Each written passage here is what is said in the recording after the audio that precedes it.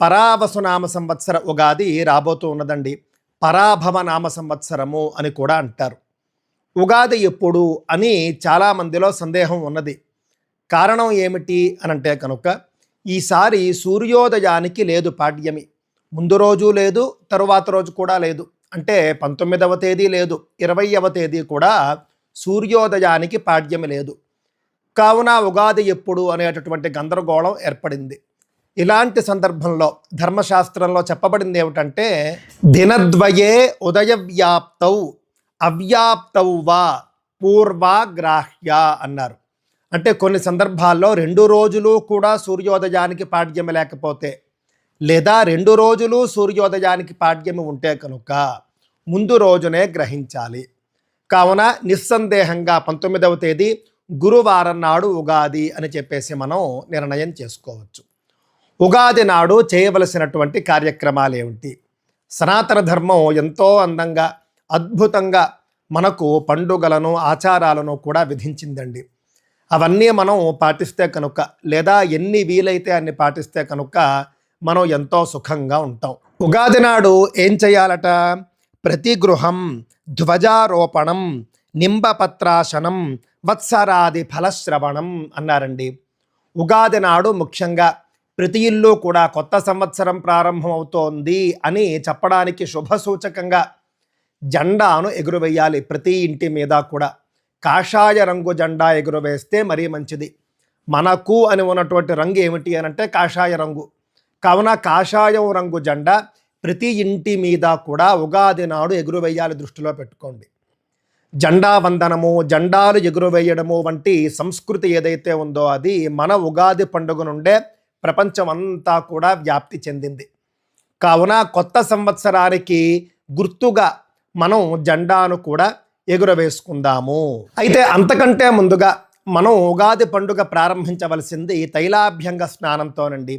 తైలాభ్యంగ స్నానం అంటే మనందరికీ తెలుసు, మంగళ స్నానం. నలుగు పెట్టుకోవడము, ఒళ్ళంతా కూడా నువ్వుల నూనెతో మర్దన చేసుకోవడము, శనగపిండితో నలుగు పెట్టుకోవడము, శుభ్రంగా స్నానం చేయడం, ఇది ముందుగా చేయాలి.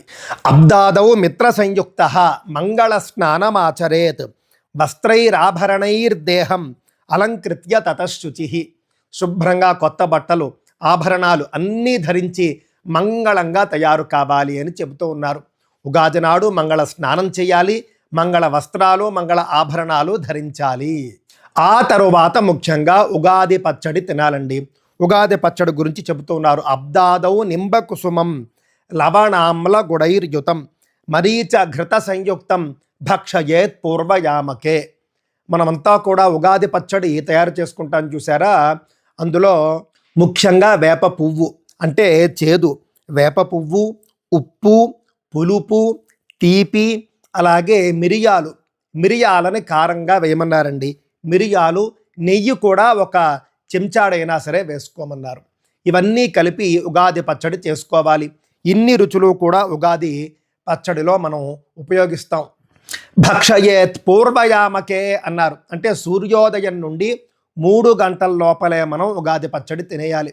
అంతేకాని 11, 12 అయ్యేంత వరకు మనం ఆగకూడదు. సూర్యోదయం నుండి 3 గంటల లోపల చక్కగా ఉగాది పచ్చడి తీసుకోవాలి. ఉగాది పచ్చడి తినడం వల్ల కలిగేటటువంటి ఫలం ఏమిటో చెబుతూ ఉన్నారు. ఆయుశ్రీర్ లభతే వర్షే మనోవ్యాధిశ్చ నశ్యతి. ఆయుర్వృద్ధి కలుగుతుంది, సంపదలు కూడా కలుగుతాయి ఉగాది పచ్చడి తినడం వల్ల. మనోవ్యాధిశ్చ నశ్యతి, ముఖ్యంగా మానసిక సంబంధమైనటువంటి వ్యాధులు పోతాయని చెబుతూ ఉన్నారు. ఎంత అద్భుతమైనటువంటి సంస్కృతో చూడండి. ప్రతి ఆచారం వెనుక కూడా ఒక రహస్యము, ఒక సందేశము, ఒక ప్రయోజనము ఉంటాయి. ఇష్టానుసారము, లెక్క లేకుండా, పద్ధతి లేకుండా, ఫలితం లేకుండా, ప్రయోజనం లేకుండా ఆచారాలు ఉండవు. అదే సనాతన ధర్మం యొక్క గొప్పదనం. అయిపోయిన తరువాత ఉగాది రోజు నుండి ప్రారంభించి 4 మాసాల పాటు జలదానం చేయాలి అని చెబుతూ ఉన్నారు. ప్రపాదానము అని పేరు దానికి. ప్రపాదానము అనంటే పానీయశాల, చలివేంద్రం అని పెడుతూ ఉంటారు చూసారా? ఉగాది విధిలో వచ్చిందే అది.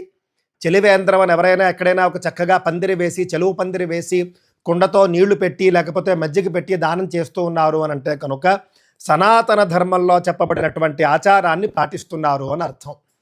కావున శక్తి ఉన్నవాళ్ళు ఉగాది రోజు నుండి 4 మాసాల పాటు చలివేంద్రాన్ని ఏర్పాటు చేయండి. దాని ద్వారా అద్భుతమైనటువంటి ప్రయోజనాలు చెబుతూ ఉన్నారు.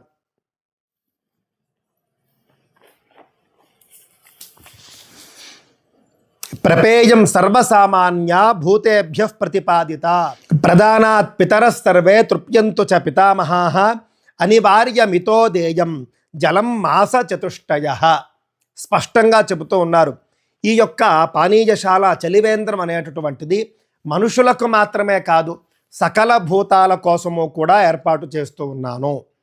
మనుష్యులకు మనం ఎలాగో ఏర్పాటు చేస్తాం, బాటసారులు వాళ్ళందరూ కూడా దాహం తీర్చుకోవడానికి మార్గమధ్యంలో ఆగి మంచినీళ్ళు తాగుతూ ఉంటారు. వాళ్ళతో పాటుగా ఆవులు, పక్షులు మొదలైనటువంటి జీవుల కోసం కూడా చలివేంద్రంలో ఇంకొక పాత్రలో నీటిని ఏర్పాటు చేయాలి అని చెబుతూ ఉన్నారు. దానివల్ల ప్రయోజనం ఏమిటట? పితృదేవతలు తృప్తి చెందుతారు అని స్పష్టంగా చెబుతూ ఉన్నారు. 4 మాసాల పాటు చలివేంద్రం ఏర్పాటు చేస్తే కనుక 4 మాసాలు చలివేంద్రాన్ని ఏర్పాటు చేసే శక్తి లేని వాళ్ళు ఇప్పుడు అవకాశం ఉంటే అప్పుడు చక్కగా ఉదక కుంభదానం అని చెప్పారు. పూర్వకాలంలో అయితే కనుక ఒక బిందెలోనో చెంబులోనో మంచినీళ్లు, చల్లటి నీళ్లు పోసి దానం ఇచ్చేవారు. నేటి రోజుల్లో చెప్పాలనంటే కనుక వాటర్ బాటిళ్ళు కొని అలాగ రోడ్డు మీద వెళుతూ, కారులోనో బండి మీదో రోడ్డు మీద వెళుతూ ఎవరికి నీళ్లు అవసరం అని చెప్పేసి మీకు అనిపిస్తే వాళ్ళ చేతిలో చక్కగా 1-2 వాటర్ బాటిళ్ళు పెట్టేస్తూ ఉండండి. దానివల్ల కలిగే పుణ్యం ఏమిటో చెప్పాను. మనకు కలిగేటటువంటి మానసిక ఆనందం, మానసిక సంతృప్తి ఎంతో అద్భుతంగా ఉంటుంది. ఆ విధంగా వాటర్ బాటిల్ ఇచ్చినప్పుడు మనస్సులో చెప్పుకోవలసినటువంటి శ్లోకం, ఏష ధర్మఘటో దత్తః బ్రహ్మ విష్ణు శివాత్మకః అస్య ప్రదానాత్ సకలాః మమ సంతు మనోరథాః. ఉదక కుంభదానం అని ఇందాక చెప్పినట్లుగా నీళ్ల బాటిల్ని దానం చేసినప్పుడు కూడా ఈ శ్లోకం చెప్పుకోవాలి. తద్వారా కూడా మన కోరికలు తీరుతాయి అని చెబుతూ ఉన్నారండి. ఆ విధంగా మనం ఉగాది నుండి 4 మాసాలు కూడా, లేదా ఎప్పుడు అవకాశం ఉంటే అప్పుడు నీటిని దానం చేస్తూ ఉంటే కనుక ఆ నీటి పాత్రకు మన మహర్షులు చెప్పినటువంటి పేరు ఏమిటి అని అంటే కనుక ధర్మఘటము అన్నారు. ఎంత అద్భుతమైనటువంటి మాటో చూడండి, ధర్మఘటం. కావున మంచినీళ్లు దానం చేయాలి, దృష్టిలో పెట్టుకోండి. చైత్ర శుద్ధ పాడ్యమిని కల్పాది అంటారండి. మత్స్యావతారం కూడా ఈరోజే ఆవిర్భవించింది అని కూడా చెబుతారు. ఈ కల్పాది నాడు మనం ఉగాదిని చేసుకుంటూ ఉన్నాం. కల్పాదులు ఇంకా 2-3 ఉన్నాయి, కానీ నేను అనుకోవడం శ్వేతవరాహ కల్పాది ఈ యొక్క చైత్ర శుద్ధ పాడ్యమే కాబట్టి మనం ఉగాదిగా ఆచరించుకుంటూ ఉన్నాం. ఈ రోజునే బ్రహ్మగారు సృష్టి ప్రారంభించారు అని కూడా స్పష్టంగా మనకు శాస్త్రంలో ఉంది. చైత్రమాసి జగద్బ్రహ్మ ససర్జ ప్రథమేహని శుక్లపక్షే సమగ్రంతో తదా సూర్యోదయే సతీ. చైత్రమాసంలో మొట్టమొదటి రోజున సూర్యోదయ సమయంలో బ్రహ్మగారు సృష్టి చేశారు. అందువల్ల ఉగాది నాడు బ్రహ్మదేవుణ్ణి పూజించడం కూడా ఆచారం ఉన్నది. అవకాశం ఉన్నవారు బ్రహ్మదేవుణ్ణి కూడా పూజించవచ్చు. తద్వారా బ్రహ్మదేవుడి యొక్క అనుగ్రహం కలుగుతుంది. ఉగాది నాడు ఈ విధంగా బ్రహ్మదేవుణ్ణి పూజించడం వల్ల సంవత్సరం అంతా కూడా మనకు సుఖాలు కలుగుతాయి అని చెబుతూ ఉన్నారు.